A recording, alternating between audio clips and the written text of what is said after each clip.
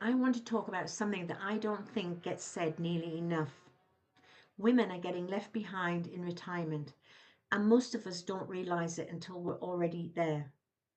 Hi, if you're new here, my name is Leslie. I've just retired. I came online um, in the last 3 years after my husband passed away, and I decided to come and share this journey here on YouTube and build a channel around retirement and lifestyle because I had no awareness of it until I actually got there. And I know there's many people out there who are in exactly the same boat as I am. So sharing my journey, the good bits and the difficult bits. And there have been a few difficult bits for sure. Now this video is one of probably the more important ones I've made because the things I'm about to share, nobody told me any of this. And I really, really wish they had.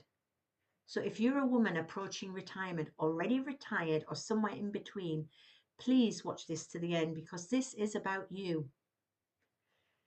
Let's start with the number that I really struggled to get my head around. Only 11% of women over the age of 50 say they feel confident they'll have enough money to see them through retirement. 11%. I mean, it's incredible.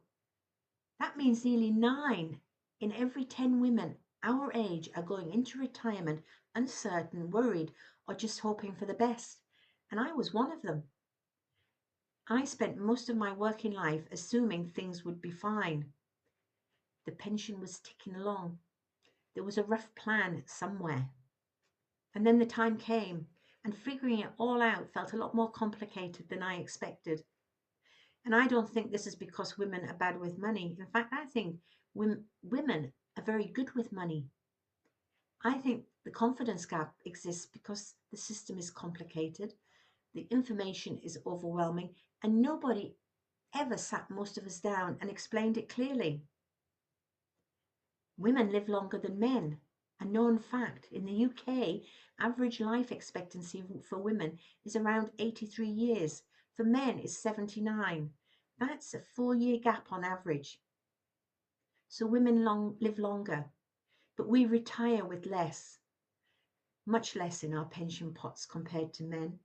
And maybe that's because they do the dangerous jobs and they get paid more salary. Of course they do. Well, what dangerous job is there out there these days that women don't get to do alongside the men? Well, I can tell you 45 years ago, there were many jobs that women didn't get to do, and the pay gap was huge. You know, even if you could get into a company that would hire you into similar positions as men. I worked for a company that called itself an equal opportunities employer. And yes, it had women. It had probably 3 women in management positions. All the other women were secretaries, doing admin jobs, you name it. They weren't earning the high salaries that the men in the company were earning. So when my husband passed away, I had to face this reality head on. I had to look at what I had and what I needed, just as one person, funding one life for however many years I have left. And trust me, that is a sobering thought. Every year that a woman takes out of work, whether it's to have children, to care for elderly parents, or to support a partner's career, that year costs her financially in ways she often doesn't find out until decades later. We moved overseas for my husband's career.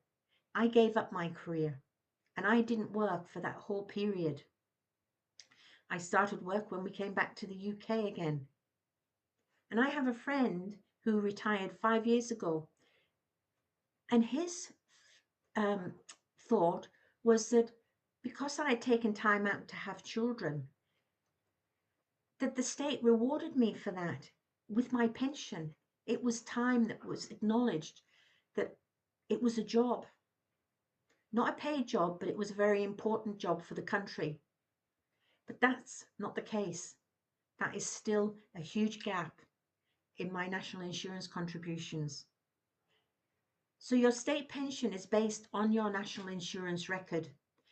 And to get the full new state pension, which is currently at £241.30 a week, you need 35 qualifying years of national insurance contributions. Every year you're out of work without certain benefits is a gap, and gaps mean a smaller state pension. The system penalises women for caring for their families, and that is not a personal failing. That is a structural problem. And when I had my children, there wasn't things like childcare around the way they are these days. It was very, very different. So if you have gaps in your national insurance record, you can check your state pension forecast for free at gov.uk, and it's worth doing, and get some early insight into what's coming down the road. There is a financial myth that a lot of women, including a version of me, quietly believed. And the myth is, between us, we'll be fine. And when I say us, I mean my husband and I. When I lost my husband, I had to sit down and look at what I had, not what we had, what I had in my name, under my control. And that's a very different conversation, because I'm no longer a we. Financial independence for women, it's not just about ambition or wanting more, being greedy. It's about protection. Every woman deserves to be able to answer this question. If it was just me tomorrow, what would I have? Lower earnings mean lower pension contributions over decades. Lower contributions means a smaller pot at retirement. It's not just a pay gap, it compounds year after year, decade after decade, and then it follows you into retirement, as I found out. The women most affected are often those who spent the middle years of their careers raising families. And I wouldn't change that for a million years. Every minute I had out of work to be with my children was the most precious time, and I view it as a far more important job than any paid employment. But it means that working part-time is a way that allows you to juggle by relying on family to help support you, or supporting a household in ways that don't show up in a payslip. All these women are affected. When I found myself newly retired and looking at my finances honestly, I knew the state pension alone wasn't going to give me the life I wanted.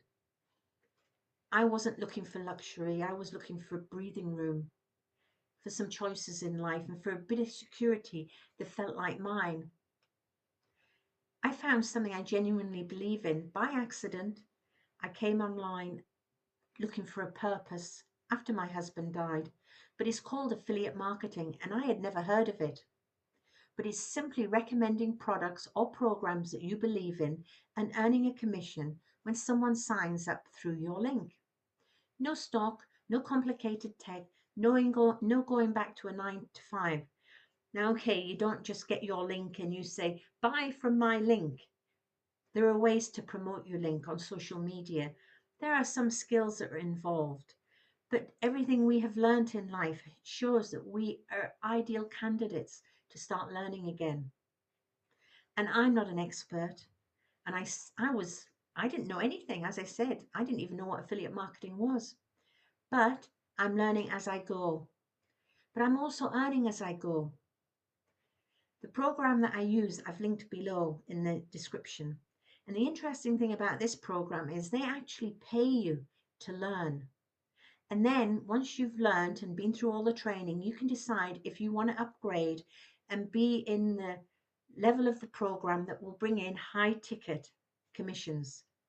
And high ticket commissions usually start from about $1,000 up. You know, the choice is yours, but at least you get the opportunity to go in and find out about it and decide if it's actually for you. So if this video resonated with you, please share it with a friend, a sister, or a colleague. Hit the like button for me and subscribe if you'd like to follow my journey. And I'll see you on the next one.